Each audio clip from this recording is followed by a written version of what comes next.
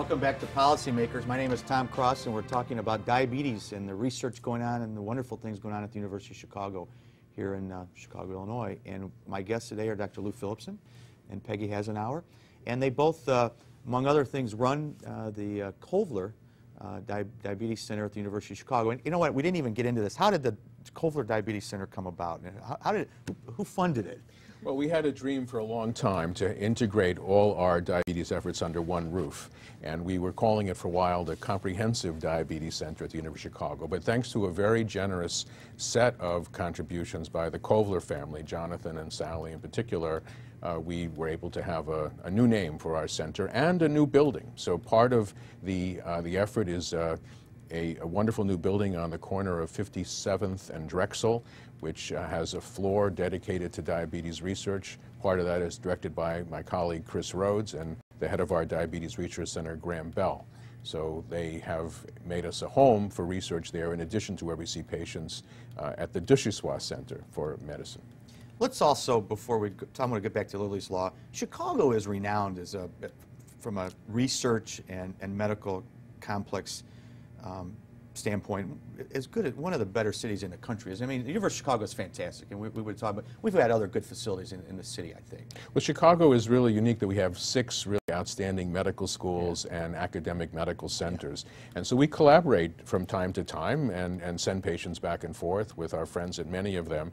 And several of the institutions are part of our Diabetes Research Training Center. So we've taken to call it the Chicago Diabetes Research and Training Center, not the University of Chicago, because we have people from Northwestern, from Rush, from UIC, and also, for example, I'm speaking tomorrow at Loyola.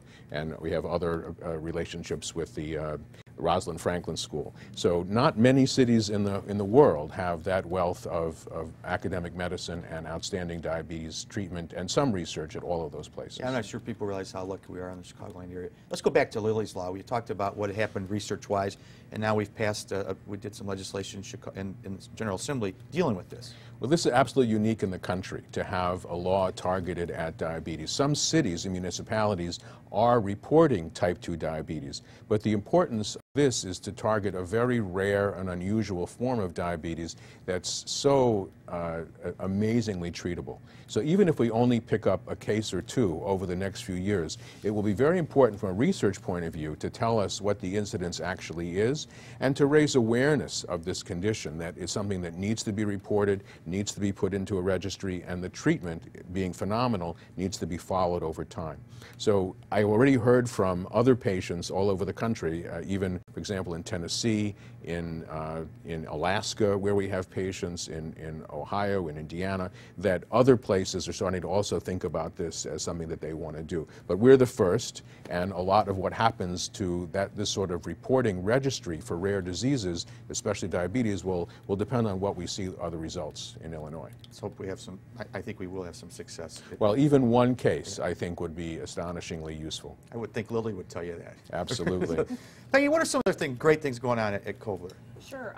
We are really interested in providing unique clinical services to both children, adolescents, teens, and of course adults, and most importantly their families and loved ones. So one of the unique programs that we've established is a psychosocial initiative for individuals with diabetes and their families. We have psychology fellows now, postdoctoral fellows, and even a wonderful psychiatrist on staff who's done some amazing work in diabetes over the years to really support and enhance the care that we already provide, support of course our physicians and our clinicians, and even provide ongoing support to each family so that this isn't anything that's stigmatized or different for folks who are struggling with different issues in their own family, but making it an integral part of the Diabetes Center and the diabetes experience. We're also ramping up our clinical research efforts, which are amazing. Dr. Philipson is the principal investigator on a fantastic study that we're doing to provide care for individuals who are newly diagnosed with type 1. So if individuals were diagnosed within a 90-day period, we'd love to hear from them to learn more about their diagnosis and see if we can help. So lots of clinical research going on as well, which is very important. And what's going on in the world of type 2? It seems like there's a lot more, we talked about that a little bit before the show, in certain pockets you're seeing more kids with type 2 than ever before. Sure. You guys are working in that area, either one of you? We are. Dr. Phillipson can attest to the work that we've been doing in the community with the Diabetes Research and Training Center with other community partners has been very important to us. And Dr. Phillipson has been a part of that with Dr. Marshall Chin and Dr. Monica Peak, who've done some amazing work in the community. And Deborah Burnett, who's head of our General Medicine Center section, who is also working with kids in the community in terms of training for diet, nutrition, and exercise. Not too many years ago, almost every kid with diabetes had type 1. And you can think about type 1 as being this friendly fire idea, that their body has attacked itself and their ability to make insulin has just gone to zero. So that now we see more and more kids with obesity and lack of exercise. They're getting really type 2 diabetes of older people at a very young age. So that's a big part of our program. But the idea of getting all of these things early, providing really state-of-the-art therapy, it can be difficult. So it requires a team approach, and that's, again, one of the things that we can offer.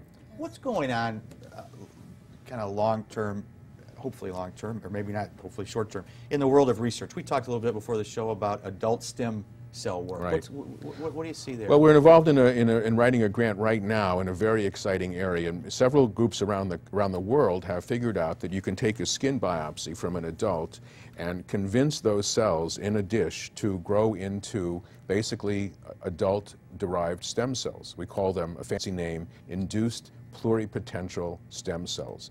And that pluripotential, big word, means that they can be almost anything. So the idea is to convince them to grow into insulin-secreting cells to either help research in terms of how you make an insulin-secreting cell, or to grow them up a lot to treat people with any kind of diabetes. That is a very exciting area where basically your own cells would be your replacement therapy. You wouldn't need immunosuppression. You wouldn't need surgery. A very exciting area to think about for the near future. Now, is that going on research-wise locally here? We're collaborating with the University of Chicago, with groups also in Cincinnati and elsewhere. The group at Harvard is very advanced in this area, Stanford. So This is really an international effort, even outside of the United States. But if you asked me 5 years ago if I thought we would ever get to this point, I would say not for another decade. So the work has gone on exceedingly faster than I would have anticipated. Is this an approach where it's not only the institutions you just mentioned, but is JDRF in some way involved in the ADA and NIH? Is everybody involved in some of this? I think we're fortunate that everybody's on the same page when it comes to this sort of research funding. The JDRF and the ADA are both involved in advocacy work, in stimulating funding. The JDRF has its special mission of really targeting research dollars in particular. But everybody's working together to try to funnel as many research dollars as possible into diabetes. I have to say that, there's some friendly competition. I was at a meeting recently where the director, Sebelius, was quoted as saying that if we cured diabetes tomorrow, we would save about $153 billion a year.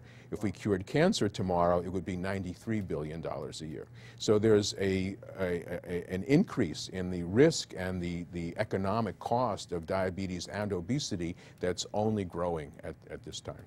Significant numbers. We are about out of time, but Peggy, real quick, if you're sitting here listening here and you say, wow, I need to get over there, how do they contact you, you guys? Two ways. Our main phone number, the main Diabetes Center phone number for the Kovler Diabetes Center is 773-412-4171. And our website is www.kovlerdiabetescenter.org. Thank you. Thank you both for being on the show. Thank you for having us. You're more than welcome. Thanks for what you guys are doing. And thank you for watching another segment of Policymakers, and we'll see you next time.